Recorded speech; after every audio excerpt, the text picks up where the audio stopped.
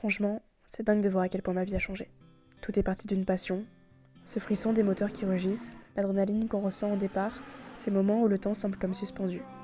C'est grâce à cette passion que j'ai trouvé ma voie, la création de contenu. Il n'y a pas si longtemps, c'était juste un rêve un peu flou, une envie lointaine, et aujourd'hui me voilà ici à partager avec vous cette aventure qui a littéralement redéfini ma vie, entourée d'une communauté grandissante. Et là, je suis de retour dans un lieu chargé d'émotions pour moi, Le Mans.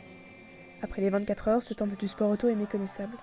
Plus de bruit, plus de foule, les gradins sont vides, les stands aussi. C'est calme, presque figé dans le temps, comme si les murs eux-mêmes racontaient encore les souvenirs de ces instants intenses. C'est bizarre et touchant à la fois de voir cet endroit autrement. Et pourtant, même dans le silence, je ressens une énorme gratitude. Parce qu'aujourd'hui, je ne suis pas là qu'en simple spectatrice ou juste une passionnée parmi d'autres. Non. Cette année, j'ai eu l'honneur de vivre une partie de cette histoire de l'intérieur, en contribuant au film officiel des 24 heures du Mans. Ça me rappelle à quel point, quand on rêve grand, qu'on bosse dur et qu'on ose partager ce qui nous passionne, tout devient possible. Alors, si à travers tout ça, je peux vous transmettre ne serait-ce qu'une petite partie de cette flamme qui m'anime, alors tout ça en vaut vraiment la peine. Bienvenue dans cette aventure, bienvenue dans un rêve devenu réalité, et merci d'être là.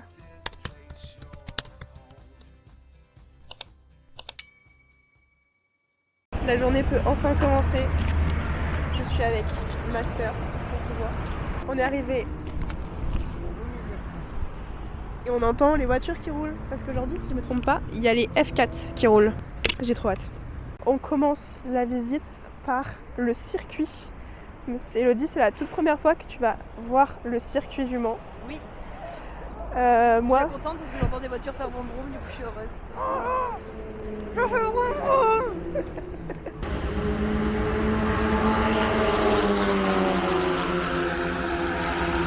Ça fait du bruit. Beaucoup de bruit. Ça fait bizarre de revenir et que tout soit vide parce que la dernière fois que j'ai quitté Le Mans, genre c'était plein à Crack. Bah ouais quoi. Ça fait pas le même bruit quand ils sont là. D'accord. T'as remarqué, on dirait que c'est aigu et d'un coup on dirait qu'il passe un truc.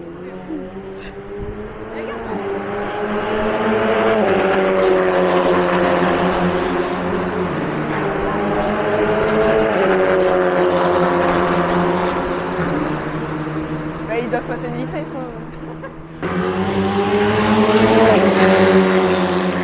Pendant l'hyperpole, je crois que je suis passée par cette porte-là pour rentrer pour faire le pad jump, bref. J'ai eu la chance de voir l'hyperpole du Porsche Center. C'est vraiment incroyable. Je me souviens, j'étais juste là, tu vois. Alors regarde pas. Sache que la vue, elle est magnifique avec le truc Le Mans, là, c'est marqué Le Mans sur la piste. Et en gros, il y avait un mec et une meuf, mais tu sais, un peu bourgeois, un peu richou. Et le mec, il essayait d'expliquer à sa copine ce qui se passait. Non, je crois qu'il avait dit genre, ouais, ça y est, la course, elle est finie ou un truc comme ça. Je regarde, mais je dis, c'est pas la course, là. La course, elle dure 24 heures, elle commence demain, la course. Demain, je sais plus si c'était demain ou après-demain, tu vois, mais... Et du coup, je lui dis au mec, il dit, ah oui, c'est ça et tout, machin. Tu vois, les trois qui font les hyperpoles de leur propre catégorie, les trois, elles viennent se mettre à 3 ici, là, en face. Tu vois, ça fait un peu le show, il y a des feux d'artifice et tout. Et le mec, il a dit, ils font quoi, là? Ils vont faire la course à 3?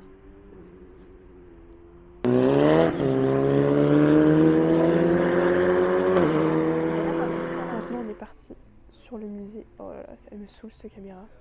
Elle me saoule. Achetez-moi une nouvelle caméra, s'il vous plaît.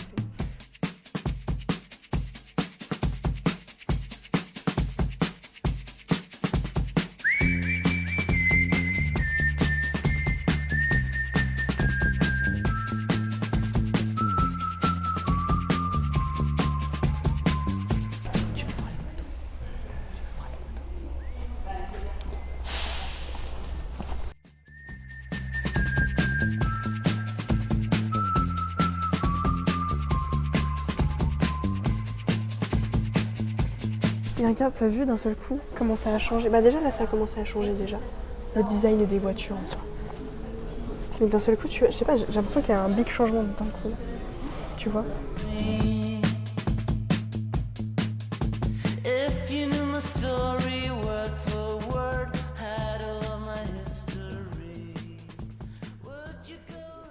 T'imagines ça? Chenard et Walker.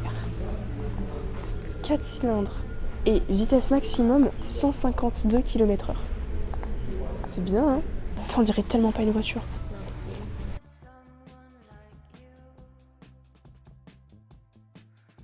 J'ai tellement vu, tu sais, sur les images, les vidéos, quand je fais mes vidéos, que du coup, je les reconnais. Oh non. Oh, la Porsche.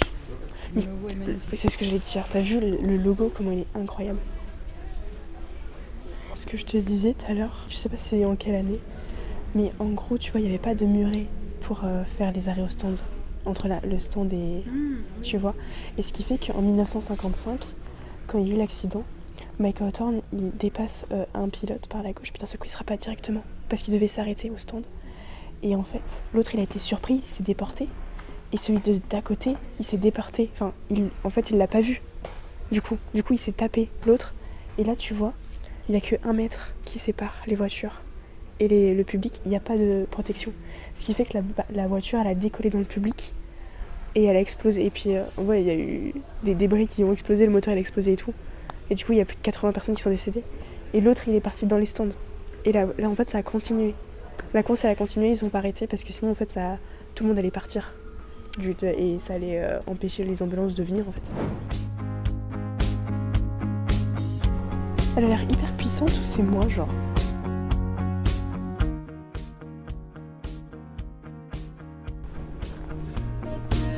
Philippe Meillard pour Marcel. T'as vu? D'avion? Ouais.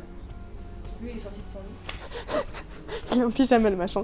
C'est parce qu'il faisait la sieste avant de prendre la route. Je pense, ouais, il a oublié de se changer. Incroyablement beau. La couleur. Là, on arrive dans les années 2010. Frédéric Saucé. Mais il lui manque des jambes. Mais oui. Mais c'est pas lui qui... Il n'y en a pas un qui, un jour, avait pas de jambes. Ou alors, je raconte des conneries, mais ça me dit quelque chose. Qu'est-ce que je disais? Je suis tellement intelligente. Est-ce que tu l'avais pas lu par hasard? Non, je l'avais pas lu. Je l'ai entendu dans une vidéo de Léa. Mais comment il disait? Bah, il y avait un système spécial. Hein. Parce qu'il n'y a même pas de bras en fait. Bah, il est super fort. André Le Terrer. Voilà, je l'ai vu, André Le Terrer. Très gentil.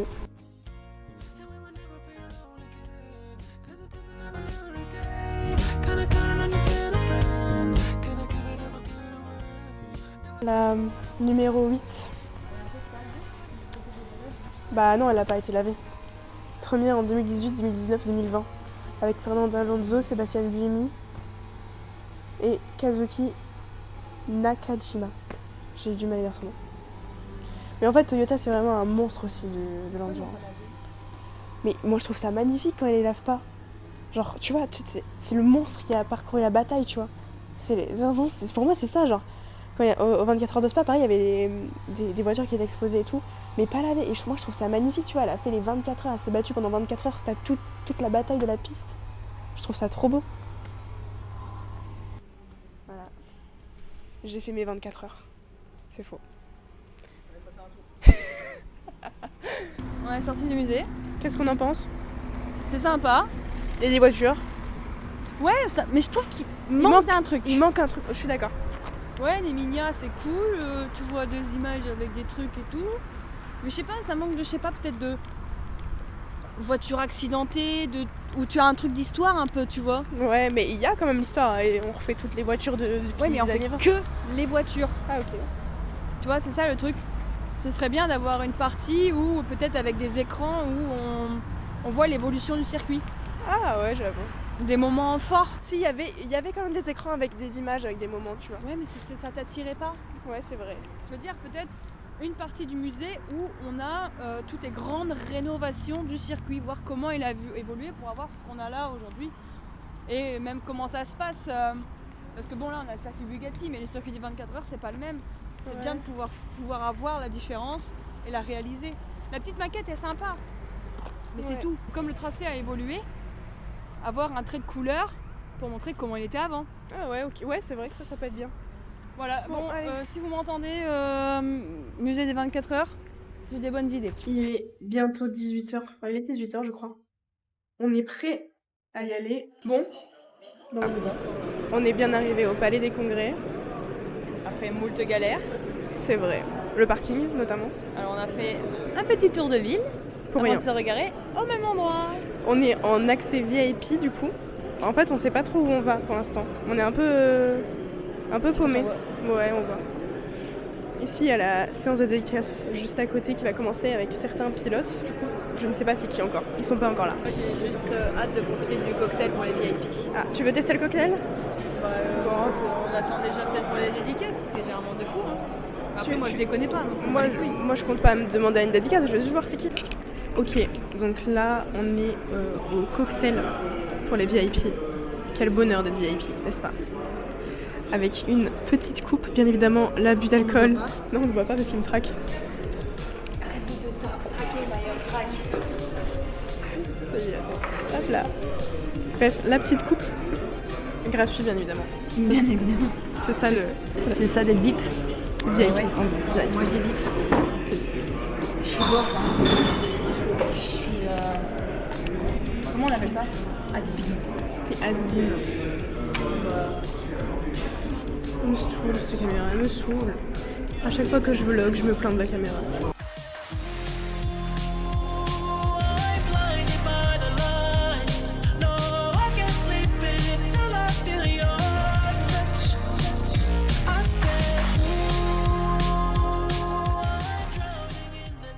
Alors, j'avoue que dans ma tête, j'avais espéré avoir mon nom sur mon siège. Mais c'est bien le cas, finalement. Est-ce que je m'y attendais? Pas du tout. Est-ce que ma soeur s'en fout un peu? Non, je suis en train de faire quelque chose. Quoi? Non, rien. Oui, c'est stylé. Le film commence normalement dans 5 minutes. 5 minutes. J'ai une peur, c'est de voir ma tête sur le grand écran. C'est-à-dire c'est un grand écran. Comment tu peux avoir peur alors que c'est ce que tu espères? Oui, non mais d'accord, mais j'ai des Il est pas complexes. si grand quand même. J'ai des complexes. Tu vois, j'ai déjà du mal à me voir quand je fais une vidéo. Alors devant 1400 personnes, hein, c'est un peu différent quand même. Ah oui, d'accord, j'ai pas relevé la tête assez haut. Bonsoir messieurs dames. Waouh! C'est vrai que ici, la vue est exceptionnelle. Mesdames et messieurs, Mesut Benterki de la chaîne L'équipe a refait le déplacement. Sarah Boris! À la poudinette, c'est pas mal. Bravo, Sarah.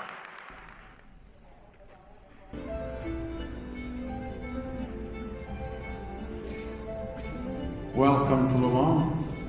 Welcome to the driver's briefing. It is quite an impressive room.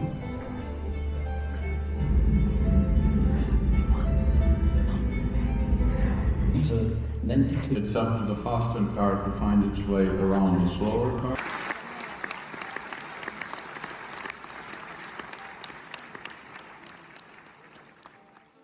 J'ai une luminosité et une qualité tellement pourrie, j'en suis désolée. C'est catastrophique. Hein. Je viens de rentrer dans l'Airbnb.